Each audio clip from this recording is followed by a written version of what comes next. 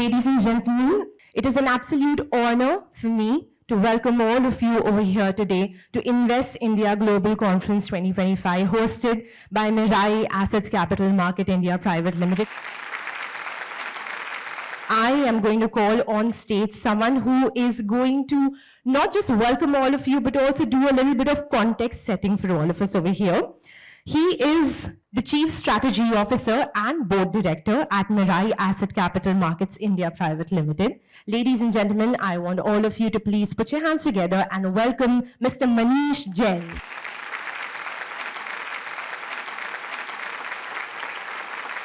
On behalf of Mirae Asset Capital Markets India Private Limited, I welcome you all at the Invest India Conference 2025. We know India is a land of opportunities, and we gather here to celebrate those opportunities. And that's what this conference does for all of us. It also connects, ideas and capital. It also connects the global perspective with the potential and immense opportunities which India offers. But today's panel will definitely give you some insights, shake up your thought process, refresh your whole investment thesis, and at least allow you to return, which can beat the Buffett's portfolio. With that, I would end here and welcome the panel for the discussion. Over to you. Thank you. With that, I'm going to move forward and one by one introduce to all of you our panelists.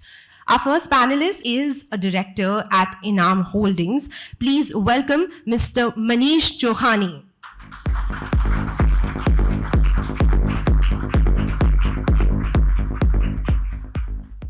Moving on, we are joined by a stalwart in the Indian asset management space. He is currently the managing director of Kotak Mahindra Asset Management Company. Please welcome Mr. Nilesh Shah.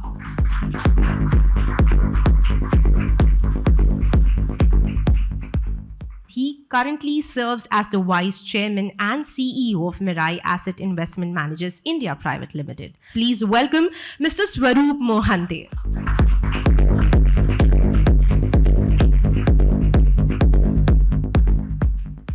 And finally, we are joined by a global leader who has held key roles across India, the US, and Latin America. He has led Mirae Asset's business across continents and currently heads both Mirae Asset Capital Markets India and Mirae Asset Sherkha. Ladies and gentlemen, please welcome Mr. Jisang Wu.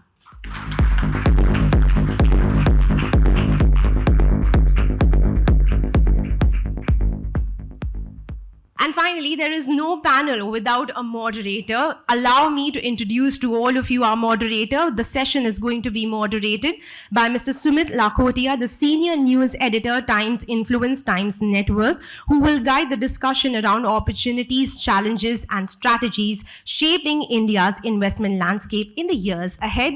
Can we once again have a huge round of applause for a moderator and all the panelists? So let's start off. We'll kick things off. Manisha, I want to start with you. The year began, there was a lot of talk about tariffs, about geopolitical situation, India, Pakistan. This caused a lot of fluctuations in the market. So I want to start the panel by looking ahead. Just your thoughts, what are some factors, positive or negative, that you think could anticipate the market trends for FY26? See, markets are driven by not just fundamentals, but also the flows. And if we speak of fundamentals first, of course, the global markets have been witnessing what I call a regime change of what's been waiting since the 2008 global financial crisis, where money printing was the kind of response to the world. And therefore, what President Trump has been trying to do is kind of reset the rules of the game. And that's created a new kind of investment field.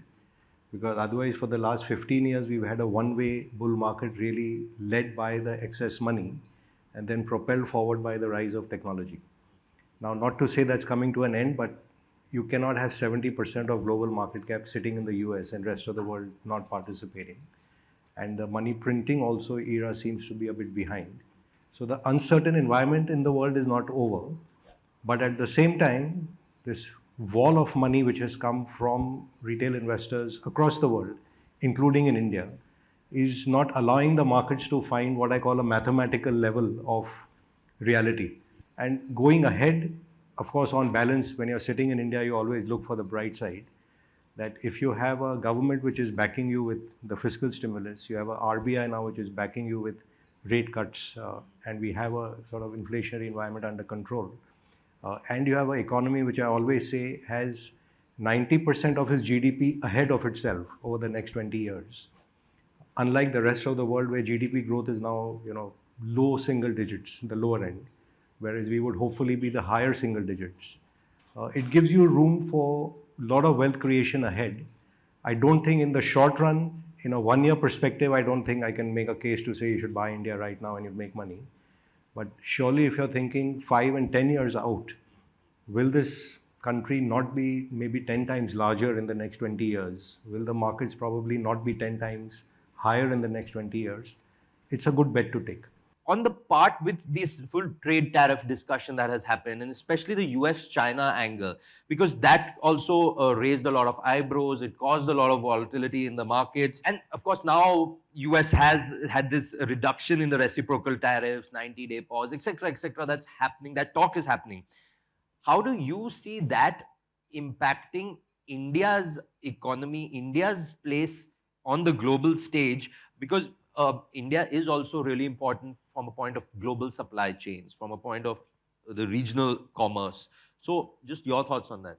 For US President Trump, even President Trump doesn't know what he is going to do. How are we going to predict what he is going to do? So let's leave it at there. Hopefully senses will prevail and there will be an arrangement whereby US and rest of the world will figure out an equilibrium. Our aim should be to benefit out of it.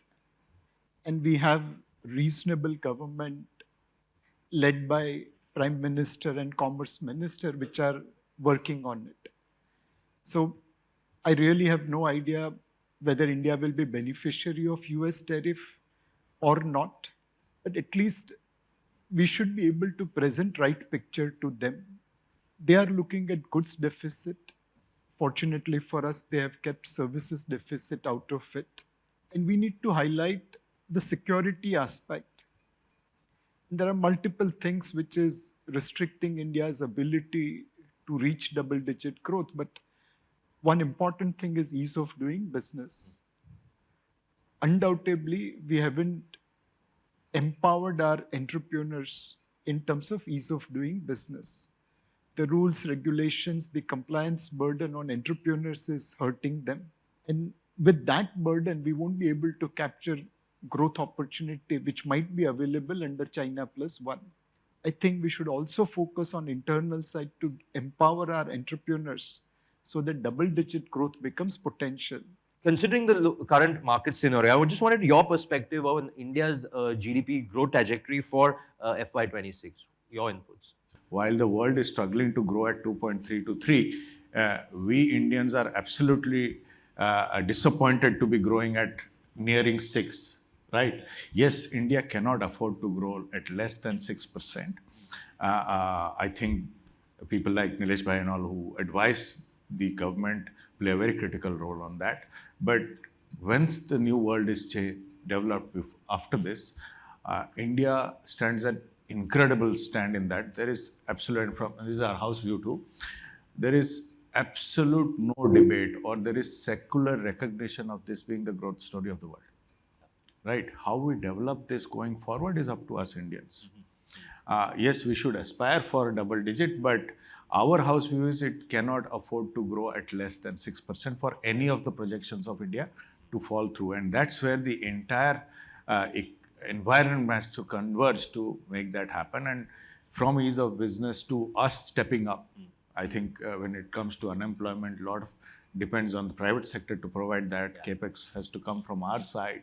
And a lot of factors have to go in. But simple point I'm making is it's wrong to conclude anything of the future based on 2025. This is a formative year, not only for India, but for the world is the point I want to make.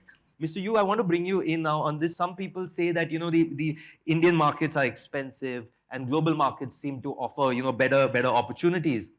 Just your viewpoint on this, and what are some key factors that you think investors should consider when they're looking and comparing Indian equities, international markets? Why people were asking me why we need to buy Indian stock, which is the 22 times, 20 times.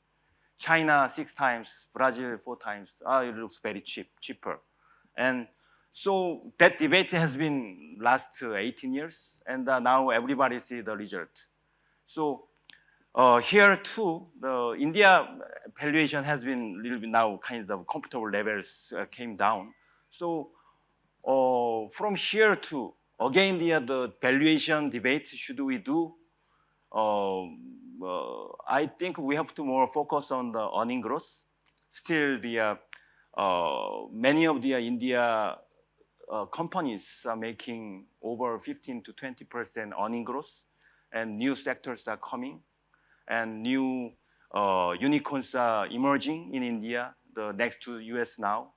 So more on the opportunity side, we have to focus on that instead of just valuation, price per earning kinds of. So that was the lesson. So the 20 years ago, 17 years ago, who chose the cheap markets? Now, yeah, they lost good opportunity for India market. So now, I think that logic is still working as of now.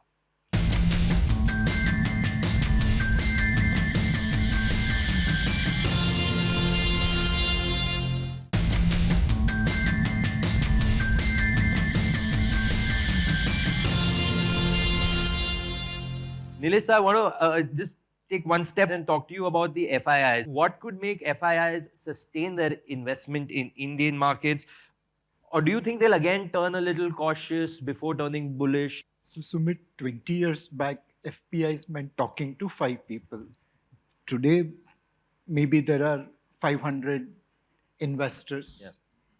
It's very difficult to generalize FPIs because they are across geography, across various verticals, from hedge fund to long only. But two things: as investor, they want to make money, and we have to deliver growth and governance so that they can make money. More certainty I can give on growth and governance, they'll be happy to stay invested. We can only work on fundamentals. Yeah. Flows will follow. And flows will follow even in bad news, especially if we can give certainty on growth and governance. As India makes a stronger point to become a global manufacturing hub, your view on what are some sectors that you see leading this transformation? The Indian manufacturing sector is some 15% of GDP. So it's say a 600 billion number. China, which is basically half of the world's manufacturing capacity, is probably at $8 trillion, which is double of our GDP. So to even speak in the same breath is not right. However, fortunately for us, markets price rate of change. So even if you go from terrible to bad, it's good enough. So while ease of business may take you from rank 64 to maybe rank 40, it's a tremendous rate of change. And the sectors you mentioned, like a country cannot go from being whatever number we were to third largest in the world and then aspiring to go higher up without having, technology as its center point, engineering skills, as I mean. Until you make it, you won't ever participate. So whether it's automobiles, defense, electronics, this forms the core of any country's what I call strategic resilience. What the recent war with Pakistan has shown also on defense, our technologies have emerged silently without the world realizing that you kind of created an Iron Dome at a fraction of the cost of what the world actually paid for it. So there's great reason to be optimistic about this whole change, but also put in context, our total manufacturing export share of world is 2%. So if 2% goes to even 4%, it's a 100% rate of change for India. That's a great way to put it, because it's also about the view that you have for how long you have it and the different sectors that have the potential. How do you see the retail participation evolving in the future in the mutual fund industry? How do you see it evolving now? Like I said, 2025 probably the reset year for India and for the future. I thought the reset year for the Indian mutual fund industry was 2024. Before COVID, after around 18, 20 years of us being on the market, we were 2.3 crore folios. We stand at almost 5.5 crore folios today, and 2024 was 1 crore folios. It's a very interesting time for the investing environment, because for the first time, and Nilesh bhai, Manish bhai, correct me if I'm wrong, we have 3 generations investing together. There was my father, typically 2 generations invested, my father, me. But there is this big addition, and please understand 60% of world population under 30 is in India. When you see the 3, my father came from that insecure world where he probably led one job, and he was very thankful for that. He was that safe guy. I wanted a little more aspirations in life, so I went the EMI way, so I went the capital market way. But my son, his insecurity has been taken care by his grandfather. His standard of living has been taken care of by his father.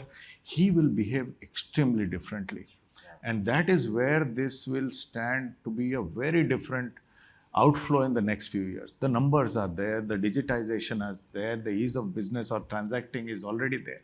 And to be fair, the manufacturing, which is the back end to all this, is sitting with a 20, 30-year track record of incredible fund managers. Right. Mr. Yu, you know what else is also happening in India is there's a big surge in wealth management, even though, so to say, the relative per capita is low. But do you think that wealth management has significant growth potential in India, and the broader financial landscape that you would see kind of maybe supporting this growth in wealth management? I see the India is growing, and now finally port and highways, bullet trains, now all the kinds of, many of the the airport is now completed. So which is showing the potential inflation is now coming down. And I expect the rate of interest will also come down. When now it's now 5%, 6% kinds of. So when it touches the 5% or 4% with the lowered inflation, the expectation, people will start to find out the new investment way to compensate their used to get the 9%, now 4%. What should I do with that kinds of, with the tax, maybe 3%, 4%, then definitely investment demand will emerge. Transition to the next level will come, I think, very, very soon. So that's why wealth management industry will be very kinds of potential for the India market. Your thoughts on how this is going to impact the financial sector, and how do you think the financial sector would perform in this fiscal year? So one, we will need Dr. Y.V. Reddy kind of leadership. In his tenure, 10-year US yield was 4.5%. 10-year India yield was 4.95%. And at 45 basis point spread, he had to propose Tobin's tax to restrict inflows coming to India. Undoubtedly, globally, interest rates are on the up move. The country which gave us zero interest rate is now witnessing positive rates. So we will need deft management of our monetary policy, where against rising interest rates globally, we are still able to reduce the spread and bring down our interest rates. We had demonstration under Dr. Y.V. Reddy that that's possible. I'm sure RBI, being an institution, will have memory of the same. Manish, I'll come to you on another sector. So Nilesh spoke about the financial. I need to speak to you about the IT sector. Your thoughts, the impact of the tariffs on the US economy and the domino effect on the Indian IT sector. What are some expectations that you see in this space? So IT sector, I'll tell you how I think about it. So in the short run, there is obviously the problem of US slowdown and recessionary conditions and how they are acting on, even on visas and so on. But from an India perspective, it's probably the most important sector, because this is, services is 5% global share, as opposed to manufacturing, which is probably 2% global share. And also to India, the IT sector is what oil has been to Saudi Arabia. So $250 billion of IT services or GCCs or whatever going overseas is a big driver of the economy. Also what consumption and job creation it does locally, because each IT worker also then has service employees over here and so on. So that's of course in the short run, and also longer run when you see the advent of AI coming in. And agentic AI and so on will make a lot of these kind of coders irrelevant. A lot of the GCCs kind of can become irrelevant. Even this AI hype, which was that everything will be run on kind of US data sets, has been turned on its head with what happened with DeepSeek in China. India, remember, is a country with maybe 20 languages. So you need your language sets, you need your national data sets, you need kind of a walled garden here. You need to then create our own models to then start running on the layer on which this engineering talent is already realized that we can't make money just being in the services layer. It's inevitable that there is a lot of wealth creating opportunities over here, and our tech talent, our engineering talent is actually very, very good. So it's a place to look at carefully and not give up so easily. How are you seeing the AI industry in India? Because even the government has allocated about 104 billion rupees over 5 years to enhance AI capabilities. Where are you seeing this going? How do you see India positioned to manage this transition? There are two parts to AI. One, I think, is the cleanup part of AI, which will form the base of what we call the LLMs or the data lakes. And then there's the front end. The front end now belongs to, say, China and US. We are a little behind on the front end, but our data scientists and our coders are the best in the world. The Indians, I feel, will play a huge role. For some of us who feel that we are a little behind, I don't agree. I feel it is the Indians which will lead the formation of data lakes. It will be the Indians who will form the LLMs for the final front end to happen. Maybe that front end right now belongs to US and China, but we are the most curious mind in the world. We are the most multitasking man. We have to catch up. Absolutely. Well, on that note, ladies and gentlemen, round of applause for this stellar panel. Thank you so much for sharing all your insights. Thank you so much. Thank you. This year, we are joined by 70 plus corporates and 200 plus investors. The idea of doing this conference is to connect the people, connect the vision, and connect the capital. Also, as we know that India is a land of opportunities, we want to celebrate those opportunities, and we want to bring the global perspectives into the land of opportunities called India. So I was very happy to come for the event, and I was very enthused to see the range of investors which have come. And Mirae, of course, being the leading house in Korea, to find people coming from those markets to come and also participate in the India story is very encouraging. And of course, there were people from all over the world, US, Europe, and of course, all our local investors as well, who are now, I think, equal in proportion to ownership of the market combined with all the foreigners. Institutional ownership in India is now more than 30%, and half of which is with Indians and half of it with foreigners. So it's very happy to see the whole gathering of people here.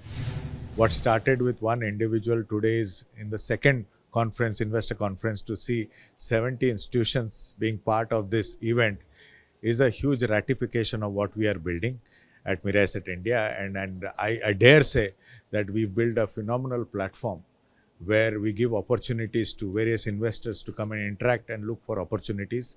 And I firmly believe that in the next 5-10 years, we can make this one of the most awaited investor conference for institutional investors in India. And it's a very surreal moment for all of us. So I thank all the investors who've come and participated in this event, and of course the team which has put this in place. I have been a long-time partner of Mirae Assets globally, starting my user journey together with them in Brazil when we were launching digital investing solutions for Mirae Asset Brazil clients.